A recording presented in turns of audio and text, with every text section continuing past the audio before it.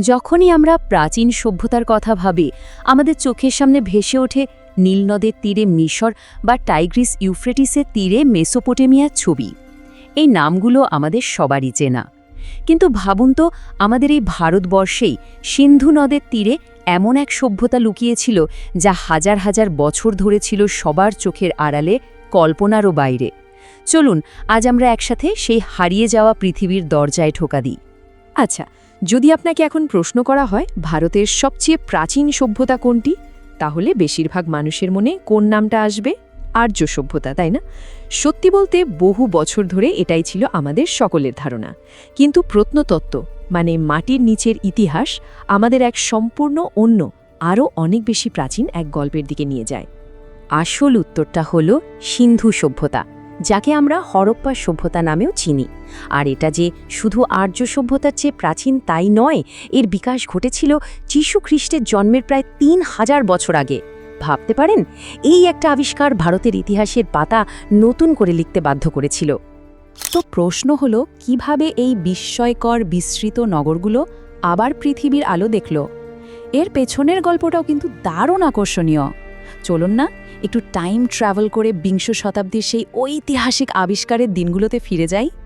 গল্পের শুরুটা হয় ১৯২১ সালে। দয়ারাম সাহানি নামের একজন প্রত্নতত্ত্ববিদ রাভি নদীর তীরে হরপ্পা নামে এক প্রাচীন মাটির ঢিবির সন্ধান পান। ঠিক তার পরের বছরই ১৯২২ সালে আর এক বাঙালি প্রত্নতত্ত্ববিদ রাখালদাস বন্দ্যোপাধ্যায় সেখান থেকে শত শত কিলোমিটার দূরে সিন্ধু নদের তীরে আবিষ্কার করলেন মহেঞ্জোদারো। এরপর স্যার জন মার্শালের নেতৃত্বে যখন এই দুটো আবিষ্কারকে একসাথে মেলানো হলো, তখন সারা পৃথিবী প্রায় চমকে গিয়ে জানতে পারল যে মাটির নিচে চাপা পড়ে আছে এক সুবিশাল আর অবিশ্বাস্য উন্নত এক নগর সভ্যতা। এই শহরগুলোর মধ্যে মহেঞ্জোদারোর নামটা শুনলেই কেমন যেন একটু গায়ে কাটা দেয়, তাই না? স্থানীয় সিন্ধি ভাষায় এর মানে হলো মৃতের স্তূপ। এই নামটাই যেন জায়গাটার রহস্যকে আরও কয়েক গুণ বাড়িয়ে তোলে। কিন্তু কেন এই নাম? কি হয়েছিল এই উন্নত নগরীর ভাগ্যে? এই প্রশ্নগুলোই আমাদের আরও গভীরে টেনে নিয়ে যায়।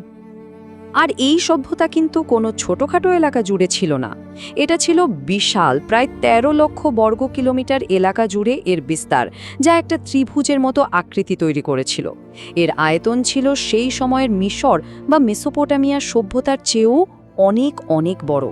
বিখ্যাত ঐতিহাসিক উইল ডুরান্টের এই কথাটা সিন্ধু সভ্যতার প্রাচীনত্বকে দারুণভাবে তুলে ধরে। তিনি বলেছিলেন, এই সভ্যতা নীল নদের কাদা থেকে জন্ম নেওয়া সভ্যতার চেয়েও প্রাচীন। এটা আমাদের মনে করিয়ে দেয় যে আমরা এমন এক সভ্যতার কথা বলছি যা বিশ্বের প্রাচীনতম সভ্যতাগুলোর মধ্যে একটা। আবিষ্কারের গল্প তো হলো, কিন্তু আসল ব্যাপারটা হলো কেমন ছিল ওই ব্রোঞ্জ যুগের মহানগরগুলোতে জীবন। তাদের নগর পরিকল্পনা, তাদের দৈনন্দিন জীবনযাত্রা এতটাই আধুনিক ছিল যা আজকের দিনেও আমাদের অবাক করে দেয়। একবার কল্পনা করার চেষ্টা করুন তো, ৫,০০০ বছর আগের একটা শহর, যেখানে আজকের দিনের মতো গ্রিড প্যাটার্নে তৈরি সোজা চওড়া রাস্তা, প্রত্যেকটা বাড়িতে ব্যক্তিগত বাথরুম আর নোংরা জল বের করে দেওয়ার জন্য ঢাকা দেওয়া আন্ডারগ্রাউন্ড ড্রেন, বিশাল শস্যাগার যেখানে খাবার মজুত রাখা হতো, আর মহেঞ্জোদারো সেই বিখ্যাত মহাস্নানাগারের মতো স্থাপত্যগুলো। এগুলো তো একটা শক্তিশালী আর সুসংগঠিত শাসনের কথাই বলে, তাই না? তাদের প্রত্যেকটা বড় শহরই ছিল নদীর ধারের এক একটা প্রাণকেন্দ্র। যেমন ধরুন, হরপ্পা ছিল রাভি নদীর তীরে, মহেঞ্জোদারো সিন্ধুর তীরে, আর লোথালের মতো বন্দর শহর ছিল ভোগাবর নদীর তীরে। আসলে জলই ছিল তাদের লাইফলাইন, যা তাদের কৃষি, ব্যবসা বাণিজ্য আর যোগাযোগের মূল ভিত্তি তৈরি করে দিয়েছিল। সিন্ধু সভ্যতার অর্থনীতির আসলে দুটো বড় দিক ছিল। একদিকে ছিল কৃষি আর পশুপালন। গম, যব, তুলার মতো ফসল ফলাত তারা, যা তাদের খাদ্যের যোগান দিত। আর অন্যদিকে তারা ছিল দারুণ দক্ষ ব্যবসায়ী। তাদের তৈরি জিনিসপত্র, তাদের সিলমোহর শুধু নিজেদের এলাকাতেই নয়, স্থল আর সমুদ্রপথে পৌঁছে যেত সুদূর মেসোপটেমিয়া, পারস্য, আফগানিস্তানের মতো জায়গায়। কিন্তু কারা ছিলেন এই অবিশ্বাস্য উন্নত সভ্যতার স্রষ্টা? কেমন ছিল তাদের চিন্তাভাবনা, তাদের মনোজগৎ? তারা কি বিশ্বাস করতেন? এই প্রশ্নগুলোই কিন্তু আমাদের সিন্ধু সভ্যতার সবচেয়ে গভীর আর রহস্যময় অধ্যায়ের দিকে নিয়ে যায়।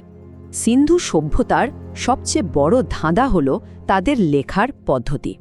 তারা প্রায় 400টা চিহ্ন বা ছবি ব্যবহার করে লিখত, যেগুলো আমরা বিভিন্ন শিলমোহর আর মাটির পাত্রের ওপর পেয়েছি। কিন্তু সবচেয়ে আশ্চর্যের ব্যাপার হলো, আজ পর্যন্ত কেউ এই লিপির মানে উদ্ধার করতে পারেনি। তাদের আসল ইতিহাস, তাদের গল্প সবকিছুই যেন এই না পড়া অক্ষরগুলোর মধ্যে তালাবন্ধ হয়ে আছে। তাদের ধর্মীয় জীবন সম্পর্কে আমরা সরাসরি খুব বেশি কিছু জানি না, কারণ কোনো বড় মন্দিরের অস্তিত্ব পাওয়া যায়নি। তবে প্রচুর পোড়ামাটির নারী মূর্তি পাওয়া গেছে, যা দেখে মনে হয় তারা সম্ভবত মাতৃদেবীর পূজা করত। একটা বিখ্যাত শিলমোহরে আবার দেখা যায় যোগাসনে বসা এক পুরুষকে ঘিরে রয়েছে বিভিন্ন পশু, যাকে অনেকেই পশুপতি বা শিবের আদি রূপ বলে মনে করেন। শিল্পকলার ক্ষেত্রেও কিন্তু তারা কোনো অংশে কম ছিল না। মহেঞ্জোদারোতে পাওয়া এই ছোট্ট ব্রঞ্জের মূর্তিটার দিকে একবার দেখুন। নিত্যরতা বালিকা নামে পরিচিত এই মূর্তিটি তাদের ধাতুবিদ্যার জ্ঞান আর শিল্পবোধের এক অসাধারণ নিদর্শন।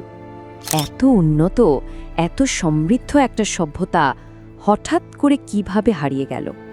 প্রায় ৩৫০০ বছর আগে এই মহান নগরগুলো পরিত্যক্ত হয়ে যায়। কেন? এর কারণ নিয়ে ঐতিহাসিকদের মধ্যে অনেক রকম তত্ত্ব আছে, কিন্তু কোনোটি আসলে চূড়ান্ত নয়। এটাই সবচেয়ে বড় রহস্য। একটা জনপ্রিয় ধারণা হলো প্রকৃতির রুদ্র রোষ, ভয়ঙ্কর বন্যা। অনেক গবেষক মনে করেন সিন্ধু আর তার উপনদীগুলো হয়তো তাদের গতিপথ বদলে ফেলেছিল। এর ফলে বারবার এমন বিধ্বংসী বন্যা হতো, যা একটার পর একটা শহরকে ধ্বংস করে দিত আর তাদের পুরো কৃষি ব্যবস্থাকে ভেঙে চুরমার করে দিত। আরেকটা বেশ শক্তিশালী তত্ত্ব হল জলবায়ু পরিবর্তন। ভাবুন, শহর আর বাড়ি বানানোর জন্য তাদের লক্ষ লক্ষ ইট পোড়াতে হয়েছে, আর তার জন্য দরকার প্রচুর কাঠ। এই ব্যাপক হারে গাছ কাটার ফলে হয়তো বৃষ্টিপাত কমে যায়, ধীরে ধীরে পুরো অঞ্চলটা শুষ্ক হয়ে ওঠে, আর একটা উর্বর সভ্যতা মরুভূমিতে পরিণত হয়। আরেকটা সম্ভাবনা হলো এক বা একাধিক ভয়াবহ ভূমিকম্প। বিশেষ করে মহেঞ্জোদারোর ধ্বংসস্তূপের মধ্যে ইতস্তত ছড়িয়ে থাকা কিছু কঙ্কাল দেখে মনে হয় যেন কোনো এক আকস্মিক আর বিধ্বংসী ঘটনা ঘটেছিল, যা থেকে পালানোরও সুযোগ পায়নি অনেকে। শুধু প্রাকৃতিক দুর্যোগই নয়, সভ্যতার শেষের দিকের স্তরগুলোতে এক ধরনের ভেতরের অবক্ষয়ের চিহ্ন বেশ স্পষ্ট। দেখা যায় নতুন নির্মাণগুলোর মান আগের মতো আর ভালো নেই। নগর পরিকল্পনায় একটা বিশৃঙ্খলা চলে এসেছে। মনে হয় বাইরের কোনো বড় আঘাত আসার আগেই ভেতর থেকে সভ্যতাটা হয়তো দুর্বল হয়ে পড়ছিল। তাহলে আসল কারণটা ঠিক কী ছিল? বন্যা, খরা, ভূমিকম্প, নাকি ভেতরের অবক্ষয়? হয়তো এর কোনো একটা নির্দিষ্ট উত্তর নেই। হয়তো এই সবগুলোর মিলিত প্রভাবেই এই বিশাল সভ্যতা ধীরে ধীরে কালের গর্ভে বিলীন হয়ে যায়।